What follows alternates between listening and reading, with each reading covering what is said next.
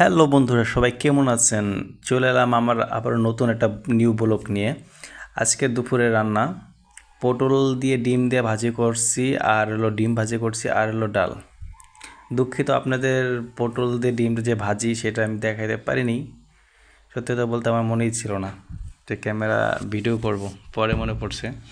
তো আর দিয়ে এখন হচ্ছে ডাল ডাল ভুনা করব। মনে হয় একটু জল বেশি হয়ে গেছে, যাক সমস্যা নেই, যেহেতু ডাল ফোটে নাই আরও টাইম লাগবে, ততক্ষণে জল কমে যাবে। তো আজকে বাইরে প্রচণ্ড বৃষ্টির কারণে বাজার যাইতে পারিনি, আর বাজার করতে পারিনি, আর ঘুম থেকে অনেক লেট হয়ে গেছে, আজকে কাজেও যায়নি। তার জন্য আজকে ডাল, পটল ভাজি আর ডিম অনেক ভালোই হবে। আর যে যেখানে আছে সবাই আমার ভিডিওটা একটু লাইক করে দেবেন, প্লিজ একটু শেয়ার করে দেবেন, একটা কমেন্ট করবেন।